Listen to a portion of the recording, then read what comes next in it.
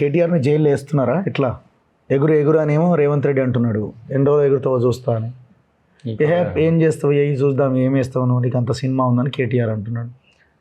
సినిమాల బ్రహ్మానందం ఏం సినిమా అది ఉంది, అతిథి అనుకుంటా, అతిథి కిక్ మీ అంటాడు చూసినా, స్ట్రాంగ్ ఉంటుంది అతడా కిక్ మీ అని అంటాడు.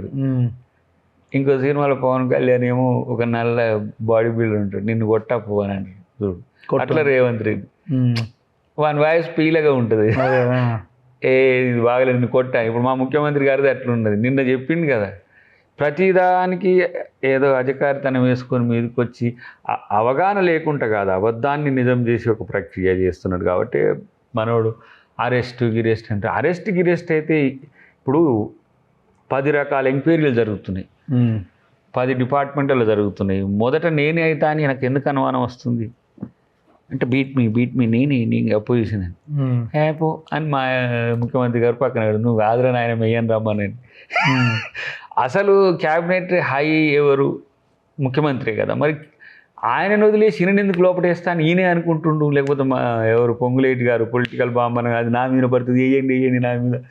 రెండోది నిన్న ఒకటి పంచి వేలింది మంచిగా, జైలుకు పోయిన వాళ్ళు అరెస్ట్ అయిన వాళ్ళు ముఖ్యమంత్రి అవుతారు అంటే, మరి నీకంటే ముందు మీ చెల్లెగారు అయినరు కవిత గారు పోతుంది అనేసరికి మళ్ళీ ఇప్పుడు కూడా మనోనికి బ్రేకింగ్లే.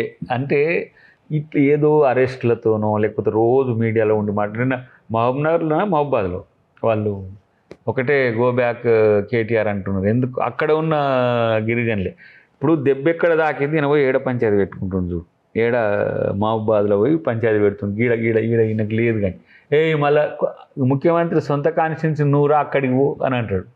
అంటే ఈయన అసలు జరిగిన కాడ పంచాయతీ పెట్టుకుంటే ఆడ ఏదో ప్లాన్ వేసి పెద్ద బిగ్ స్కెచ్ అన్నట్టుగా నేను చెప్పింది ఏదో అటు ఇటు అనుకున్నా. కానీ ఆయన పోలీస్ ఆఫీసర్ కూడా చాలా తీవ్రంగానే గాయపడ్డాడట.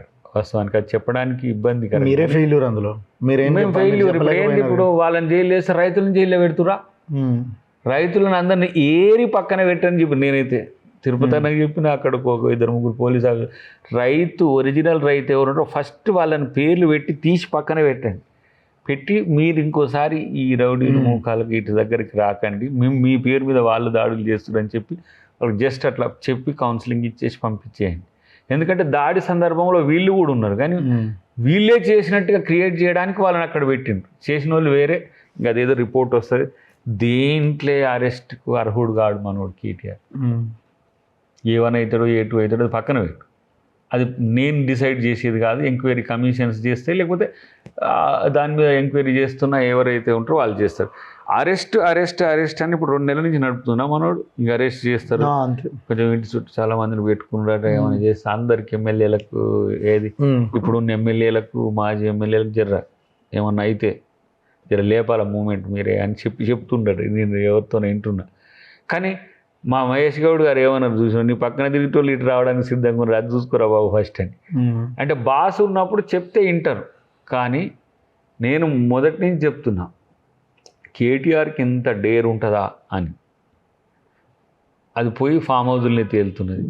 ఇప్పుడు ఇక ఒక మనకు దగ్గర ఉన్న టీఆర్ఎస్ ఆయన కలిసి, సారు ఇంట్లో వండుకుంటే ఏంది బ్రదర్ నువ్వు కేటీఆర్ నువ్వు కేసీఆర్ని బయటికి తీసుకొస్తావు, ఆయన పాపం హెల్త్ బాగాలేక ఇటు రేక అని అంటాడు. మరి తీగ తాగితే డొంకేమో మళ్ళీ ఫామ్ హౌస్ తీరుతుంది. మొన్న ఎట్లున్నాడు కేటీఆర్ చూసినా కదా, ఎవరినో పరిచయం చేసేటప్పుడు ఇట్లా ఇంతే ఉంటారు వాళ్ళు.